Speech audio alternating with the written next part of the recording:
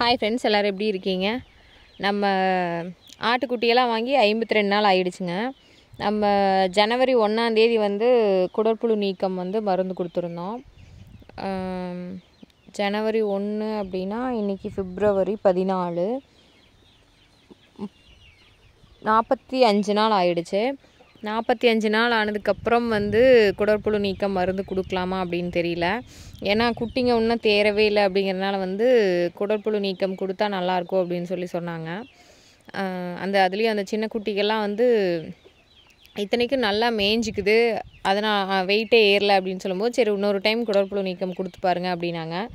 நம்மளுக்கு ரெகுலராக கொடுக்குற வெட்டினரி டாக்டர்கிட்ட போய் இந்த மாதிரி குடற்புழு நீக்கம் மருந்து கேட்டக்க அவங்க சொன்னாங்க 40 நாள்லாம் கொடுக்காதீங்க, 60 நாள் கழிச்சு கொடுங்க அப்படின்னு சொன்னாங்க. 6 மாதம் அப்படின்னா நீங்கள் 3 தடவை கொடுக்கலாம் அப்படின்னு சொன்னாங்க. நம்ம வந்து நம்மளுக்கு ஒரு சகோதரர் சொல்லியிருந்தாங்க 45 நாளில் வந்து குடற்புழு நீக்கம் இன்னொரு தடவை கொடுத்திங்கன்னா வந்து ஆட்டுக்குட்டி நல்லா தேறிடும் அப்படின்னாங்க. அது கரெக்டாக எவ்வளோ நாளில் கொடுக்கணும் அப்படின்னு தெரில. நம்ம வந்து கவர்மெண்ட் மருந்து தான் போன தடவையும் கொடுத்தோம், இந்த தடவையும் அதுதான் கொடுக்குற ஐடியாவில் இருக்கிறோம். ஒருவேளை அது ஒரு எஃபெக்டிவாக இல்லையோ அப்படின்னு நினைக்கிறேன். இல்லை வேறு ஏதாவது மருந்து கொடுக்கலாமா அப்படின்னு தெரியல. அப்படி நீங்கள் ஏதாவது மருந்து எஃபெக்டிவாக இருக்கும், இது கொடுத்தா வந்து கண்டிப்பாக சீக்கிரம் வந்து ஆட்டுக்குட்டிகள் தேரும் அப்படின்னு உங்களுக்கு ஏதாவது தெரிஞ்சதுன்னா எனக்கு கமெண்ட் பண்ணுங்கள். நான் வந்து இந்த முறை ட்ரை பண்ணி பார்க்குறேன். ஏன்னா போன முறைக்கு பெரிய ரிசல்ட் கிடைக்கல அப்படிங்கும்போது தான் சரி இந்த முறை வந்து கரெக்டான டைமில் கொடுக்கலாம் அப்படின்ட்டு. 45 நாளில் கொடுக்கலாமா அப்படின்னு சொல்லுங்கள். அடுத்தது என்ன மருந்து, கவர்மெண்ட் மருந்தே ஓகேவாக இருக்குமா அப்படின்னு சொல்லுங்கள். அப்படி இல்லைன்னா நம்ம வெளியில் வாங்கி கூட கொடுக்கலாம். போன முறை பார்த்திங்கன்னா ஒரு குட்டிக்கும் 3 ml வந்து மருந்து கொடுத்துருந்தோம், குடற்புழு நீக்கம், அதாவது பூச்சி மருந்து. அது வந்து அப்போ வந்து ஆட்டுக்குட்டிகள் வந்து ஒரு 8லேருந்து 12-13 கிலோ வரைக்கும் இருந்துச்சு. அவ்வளோதான் கொடுக்க சொன்னாங்க. 2.25 கொடுக்க சொன்னாங்க. நம்ம 3 ml கொடுத்துருந்தோம். அப்புறம் இந்த தடவை பார்த்திங்கன்னா ஒரு 9லேருந்து 16 கிலோ வரைக்கும் இருக்குது. ஸ்டார்டிங் வந்து 9, ஹையஸ்ட்டு பார்த்திங்கன்னா 16 கிலோ இருக்குது.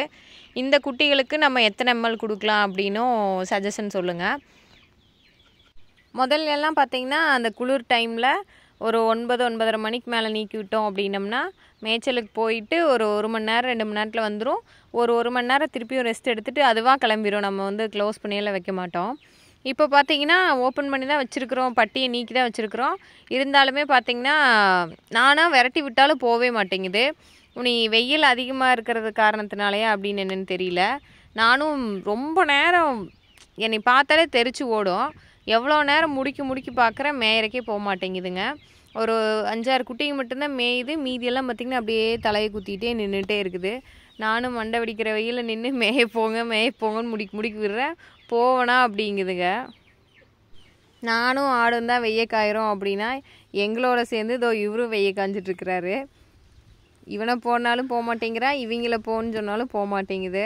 நானும் ஒரு கட்டத்துக்கு மேலே கோழிக்கு அரிசி வைக்கிறக்கும் வழி இல்லை. இவங்களை வந்து தூரமாக அனுப்பிச்சி விட்டுட்டோம்னா தான் நம்ம கோழிக்கு அரிசி வைக்க முடியும். இல்லைன்னா அது அந்த கரிஞ்சி குட்டி ஒரு 2 குட்டி இருக்குது, ஓடி வந்து அரிசிக்கே வந்துகிட்டே இருக்கும். நானும் எவ்வளோ போராடி அப்புறம் என்னமோ பண்ணுங்க அப்படின்னு விட்டுட்டு வந்து கொண்டுட்டேன். அப்புறம் கொஞ்சம் நேரம் கழித்து அதுவே மேய போயிடுச்சு. அப்புறம் நம்ம யூடியூப்பில் வந்து இன்னொரு சக்ஸஸ் வந்து முடிச்சிருக்கிறோம். ஒன்று பார்த்திங்கன்னா மானிட்டைசேஷன் ஆக போகுது நம்மளோட சேனல். அப்புறம் அதுக்கு முன்னாடியே இந்த 3000 வாட்ச் ஹவர்ஸ் முடித்தா வந்து ஒரு சூப்பர் ஸ்டார்ஸ் அப்படின்னு சொல்லிட்டு ஒரு இதை வந்து எனேபிள் பண்ணணும். அதுலேயும் ஒரு சின்ன அமௌண்ட், ஒரு குட்டி அமௌண்ட் வந்திருக்கு. அது எவ்வளோ அப்படின்னு பார்க்கலாம்.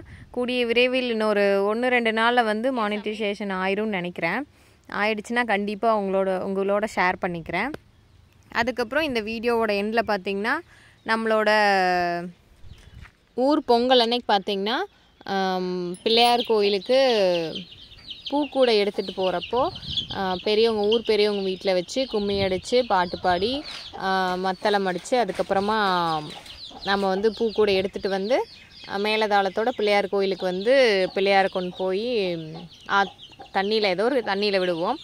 அதுக்கு முன்னாடி ஒரு குட்டியாக வந்து கிளிப் ஆட் பண்ணியிருக்கேன். பிடிச்சிருந்தா சொல்லுங்கள், இன்னும் கொஞ்சம் ஆட் பண்ணுறேன்.